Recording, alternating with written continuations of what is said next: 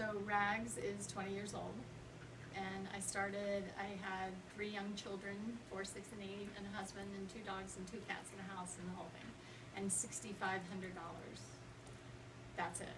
And I read the one book I could find on how to open a consignment store. I kind of just felt like nobody's doing this. Why is nobody selling what I want to buy secondhand? Short of garage sales. It was pretty much super retro or vintage or antique, but there was no eBay and there was no Craigslist back then. There was barely internet.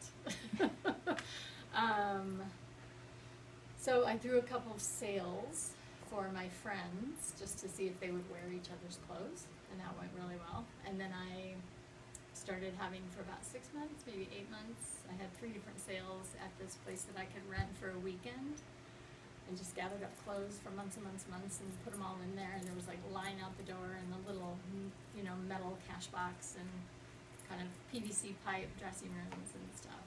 And it kind of just went. Then I started looking for a space. I truly only had $6,500. I think my first month's sales were about $5,000. So it was kind of plodding through. I had less than 1,000 square feet, and then a year later, so I moved into the next space that was like 1,500, and then I moved into this space, which was about 4,000, and then just expanded to 6,500. So it just keeps getting bigger and bigger.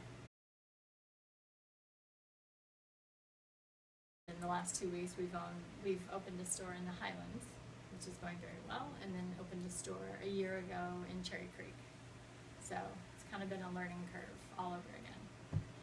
So, I mean, it's a long road, but because of the way I started out too, I always say it was interesting because I did everything on steno pads and notebooks and pencil and paper.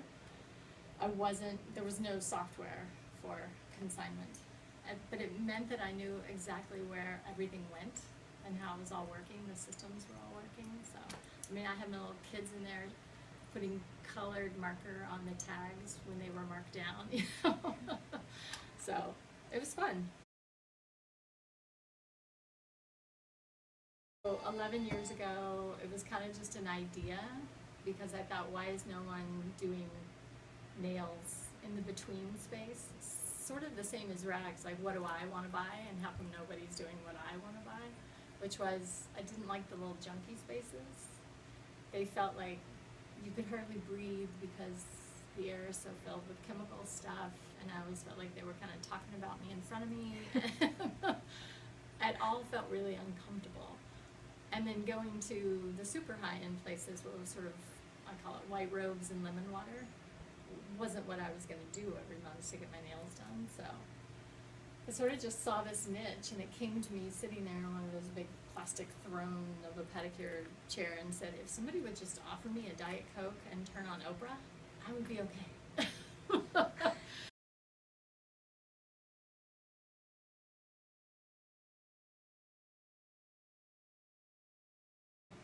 I convinced a friend of mine that we should do this. I knew nothing about the spa industry, beauty and barber, anything like that.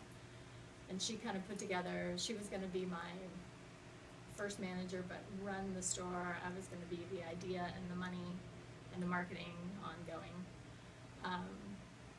And then I fired her about 8 months into it, which was horrible. And so everything I thought I would be involved with has become this other thing. I'm completely involved in all of it and have always been cranky about it. So, but it's succeeding in spite of me. I did not even finish my history degree, so I have a year to go. Thinking about finishing. No, but I feel like I always had kind of an entrepreneurial curse or whatever that is. It's either a gift or a curse. But where I feel like I can see, I find myself going into businesses and not even consciously thinking, like, if they would just change the color of the walls, or these chairs aren't comfortable at a restaurant, or why don't they turn down the lights or put on different music, or just stuff like that.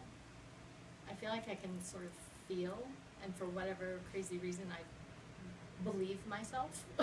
So It's kind of design wise too. I just know what I like, and I'm fine with that. Rags is, I feel like this is my baby. This is the deal. Because I understand it, and I feel like if everybody walked away from it, I could do it. And I would do it. And I still love it. I walk in and, you know, the fall sweaters and the crazy great boots and all that kind of stuff. I still love it all. Probably with different startups, like I had a couple $100,000 to put into 1020 when I started, and I had the $6,500 to put into Rags when I started. Well, we wanted to make sure is that these two new stores actually worked because it's been 20 years since I started this one. Opening the store is not anything like it was, or not anything like the way I did it in the beginning.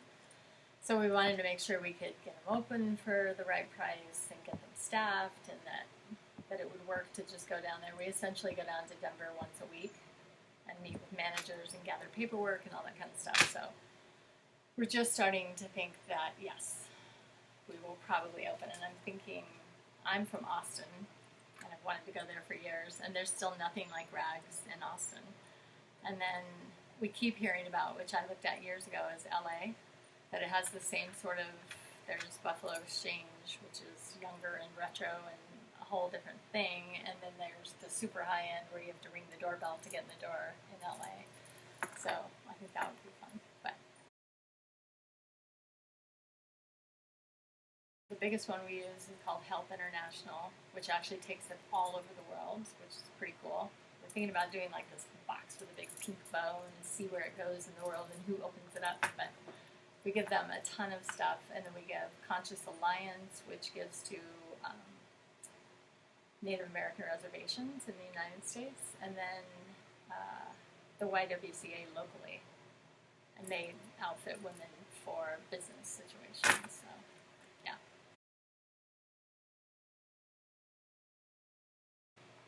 Well, one thing it has to be about, I don't know exactly, but it's women, because it's very much women staffed, women run, women owned, women customers. It's crazy. So it's, you know, I think sort of respecting women and giving them quality products and services. It's really just standing up straight and being honest about what you do. And if ever we screw up, we say, hey, we screwed up. Let us make this better for you. And I think that's been huge through the years.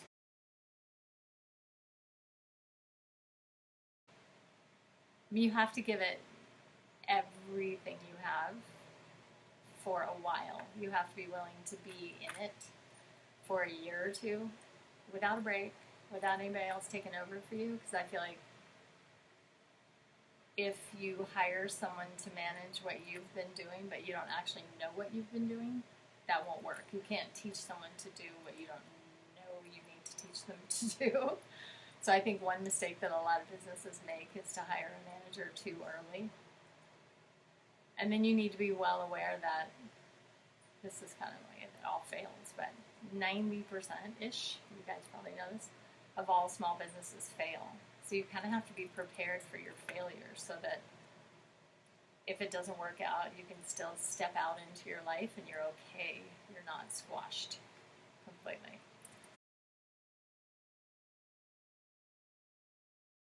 But I don't know. I mean, it's enthusiasm. It's gumption and grit.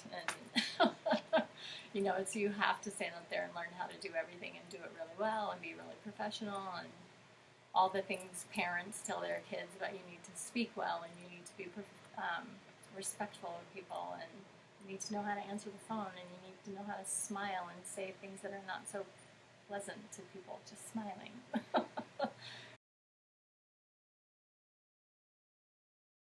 I have known Margaret for just over 3 years, and I know her because I work here.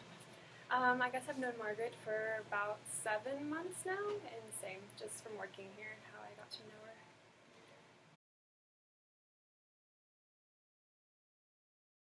I really like how involved she is, really, because I used to work for this boss back in the day that kind of just like let her workers just do everything, and she kind of wasn't hands-on, and I didn't really like working for her as much. I felt like I couldn't really talk to her and like get to know her. But, you can talk to Margaret without being scared of her, just talk to her about anything. I agree. I also love what Margaret's created here. I love being a part of it all. She lets me be creative, and she lets me have input, and I really enjoy it. It's just kind of cool to be a business owner and have two different businesses. And she just kind of started from the bottom, so it's interesting. She's a really good person. Yeah, she is just really nice. She really cares about her customers. She goes way out of her way to make them happy. And it's really nice being a small business because you can really do that. She really takes care of people.